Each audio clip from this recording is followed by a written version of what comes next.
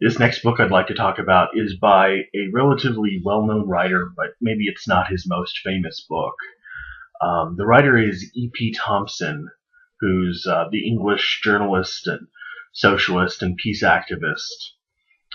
He wrote a much better known book called The Making of the English Working Class back in the 60s, which is still pretty widely read. And he wrote a couple of biographies, including a very, very well-known one of William Morris, the artist.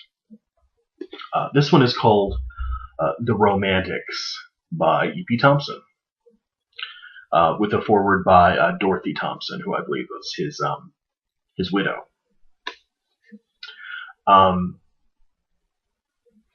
He's also really well known, by the way, for his posthumous book-length treatment of the poetry of William Blake called Witness Against the Beast. This is a collection of some writings that Thompson sketched up about English Romantic poetry.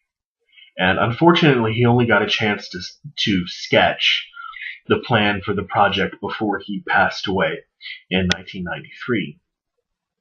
This volume, which is called The Romantics, England in a Revolutionary Age, really represents not Thompson's complete vision for what the book should have been, or even anything close to it, but is rather a sort of compilation of some preliminary ideas collected by Thompson's wife, who is a very fine historian in her own right, but not of the English Romantics. Sort of these preliminary ideas which constitute about 1/4 of the material in the book. The rest consists of extended book reviews that, while they integrate a lot of the relevant history that certainly would have been included in Thompson's completed book, they fail to contribute to the sort of overarching thesis that Thompson really wanted to set out in the first couple of essays. The weakest parts of the book are the reviews, because they're sort of standalone. They're really only tied together by nothing other than the fact that they were concerned with the lives of either Samuel Taylor Coleridge or Wordsworth, and influenced their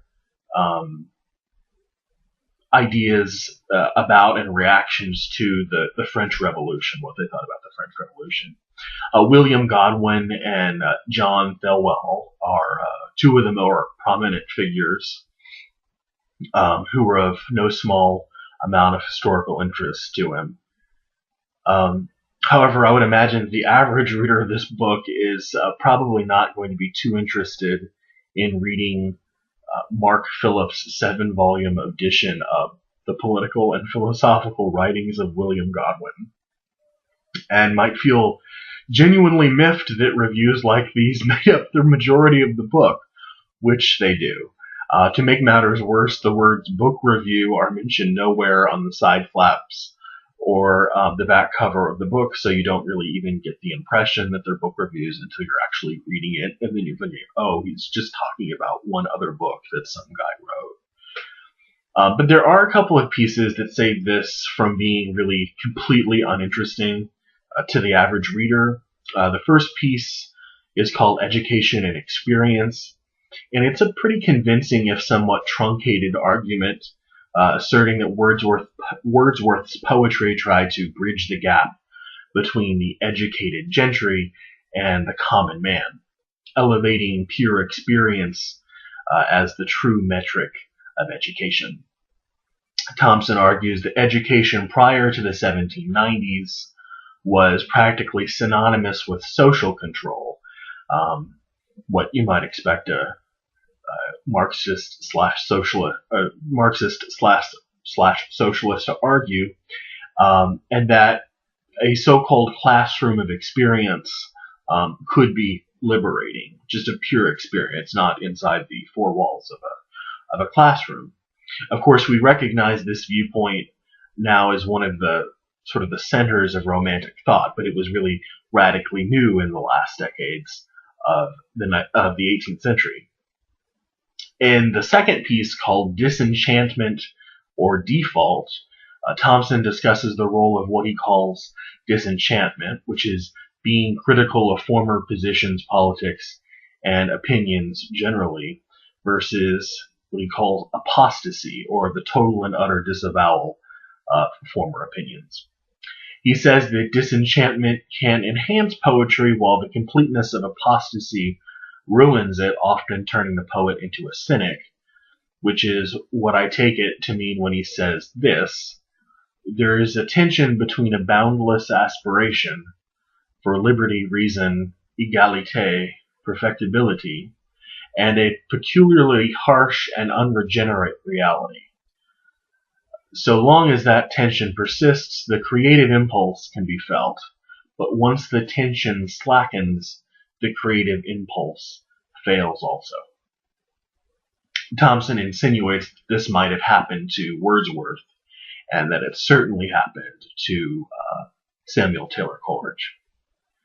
The title of the last piece, which is called Hunting the Jacobin Fox, refers to the political radical John Thelwall and his relationships with Wordsworth and Coleridge, and their subsequent repudiation of his political positions.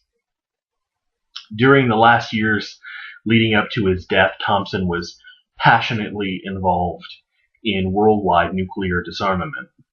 I suppose some of us think that the eradication of atomic weapons is more important than 1790s England. And I guess while I too share this sentiment, I secretly found myself wishing that he would have used the time between delivering polemics against Reagan's Star Wars program to sketch a few more crib notes on our beloved Lake poets.